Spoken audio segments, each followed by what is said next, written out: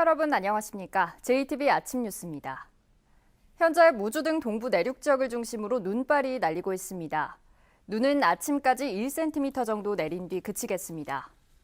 오늘 아침 기온은 전주 0도, 무주는 영하 7도 안팎에 머물겠고 한낮에는 기온이 큰 폭으로 오르겠습니다.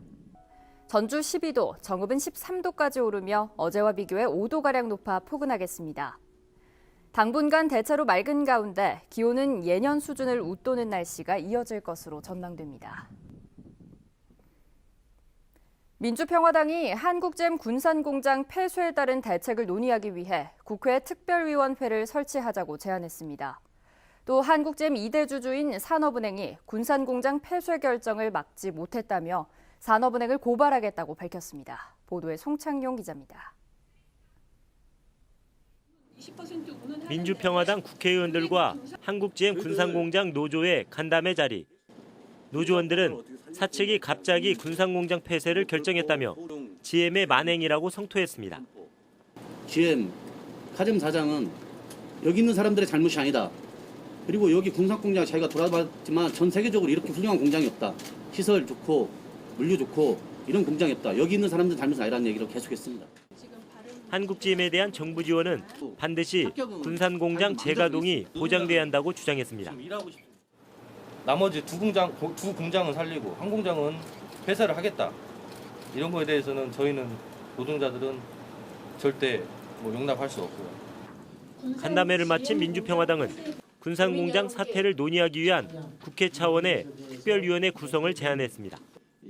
또 지난 9일 한국GM 이사회에서 구조조정 안건에 대해 산업은행이 파견한 사회이사 3명이 기권해 이번과 같은 사태가 빚어졌다며 산업은행을 업무상 배임과 직무유기 혐의로 고발하겠다고 밝혔습니다. 특별대책위원회 이름으로 산업은행을 고발합니다. 직무유기와 배임으로 군산공장 폐쇄를 결정한 것은 산업은행의 결정이 아니라 문재인 정부의 결정입니다. 민주평화당은 문재인 대통령이 군산과 전북, 호남의 표로 당선됐지만 군산조선소를 살려내지 못했고 군산공장마저 폐쇄 위기를 맞게 됐다며 정부의 무능과 무책임이 드러났다고 강하게 비판했습니다. JTB 뉴스 송창용입니다. 정부가 GM 군산공장 폐쇄 결정으로 일자리를 잃게 되는 근로자들을 위해 군산을 고용과 산업 위기 지역으로 지정하기로 했습니다.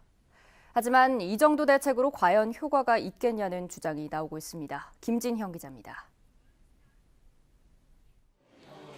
정부가 군산 지역을 고용 위기 지역과 산업 위기 대응 특별 지역으로 지정하겠다고 밝혔습니다. 그러나 GM 노조는 정부가 군산 공장 재가동을 위한 노력은 않은 채 GM의 폐쇄 방침을 인정했다며 싸늘한 반응입니다. 이것은 결국에는 군산 공장 폐쇄를 전제로 해서 실행이 되는 것 같은데 이런 부분들은 군산 시민으로서 우려하지 않을 수 없는 그런 부분. 정부가 내놓은 일자리 창출과 기업 지원 대책 등은 경제 위기 때마다 되풀이되는 내용 없는 대책이란 지적도 나옵니다. 근로자에 대한 지원 대책 가운데 하나인 실업급여는 2달 더 연장하는 것에 불과해 큰 도움이 안 된다는 겁니다. 비정규직이 많은 협력사의 근로자는 이마저도 그림의 떡입니다.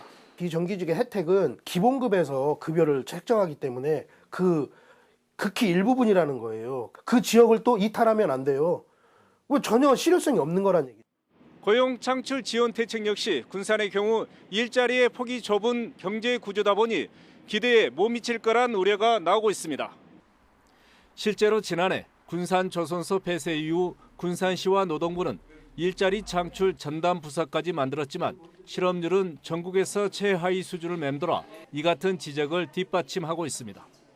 기업들도 도움이 되기에는 부족하다며 실망스러운 입장입니다. 금융권에서는 담보라든지 보증서 없이는 해줄 수가 없는 부분입니다. 그래서 그 부분은 정말 절대적으로 이렇게 도움이 절실한 부분입니다.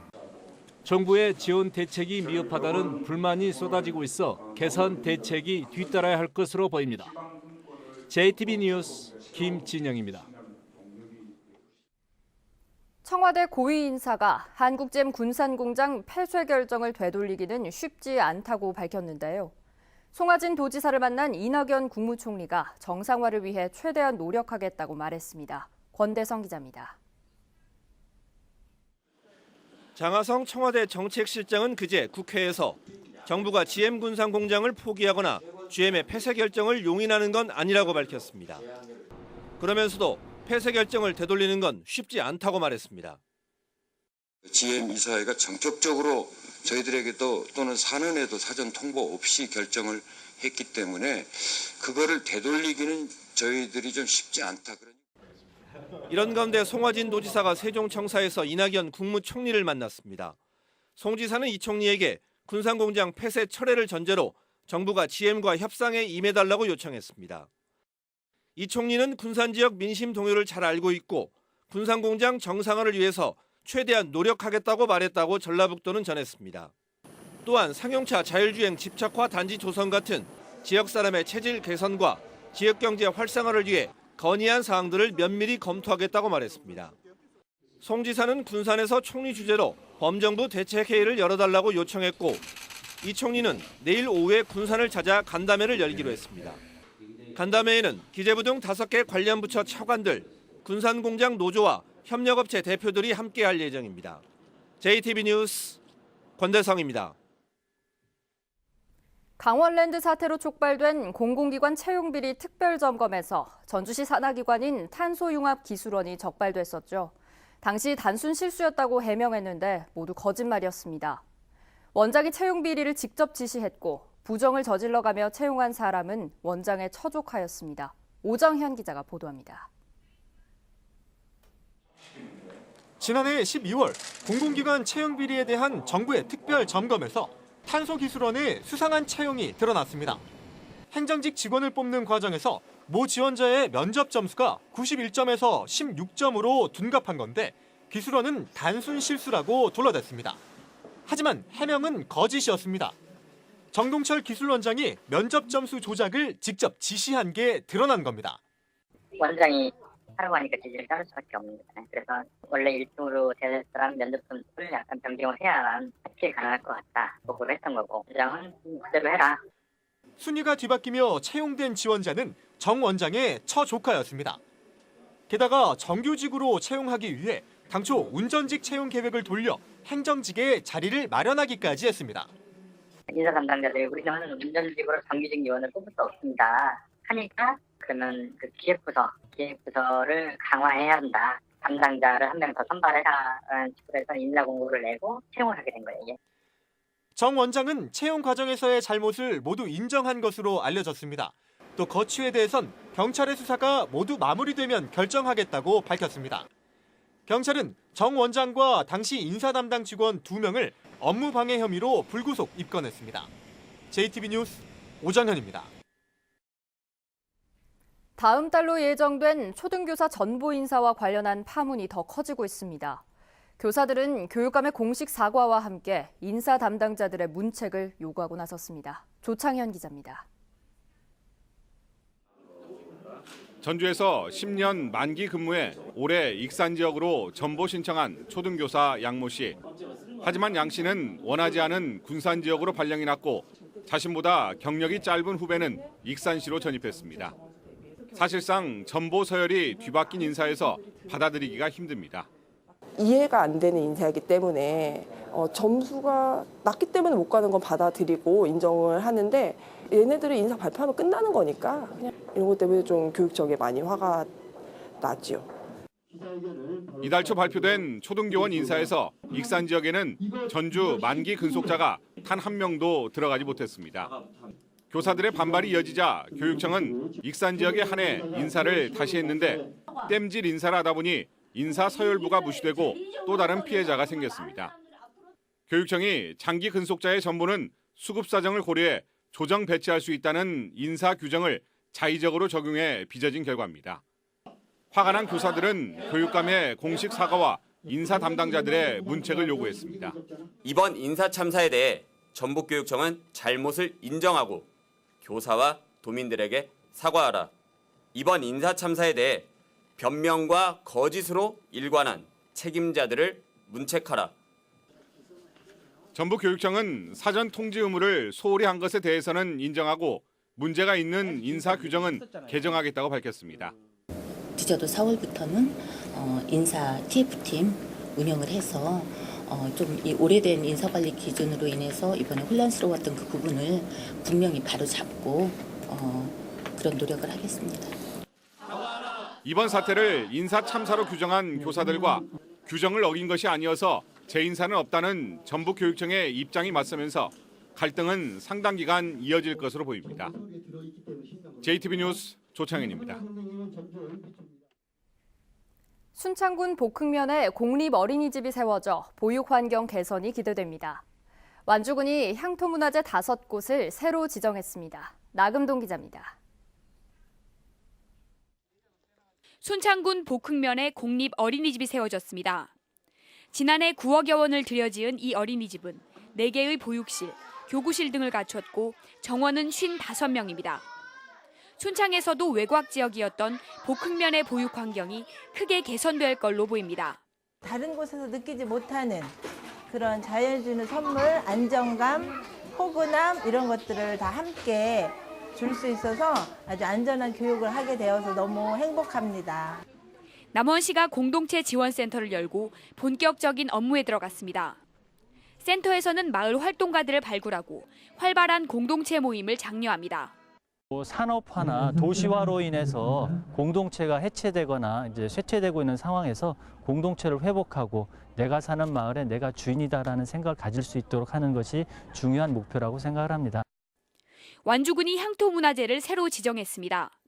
한반도 초기철기 시대의 절정기 문화유적인 완주 갈동유적, 남관진 창건비, 용암리 지성묘군, 비비정지, 망우당행장 등 5곳입니다. 장수군 농업기술센터가 1천여 농가에 910톤의 농축산 유용미생물을 무료로 보급합니다.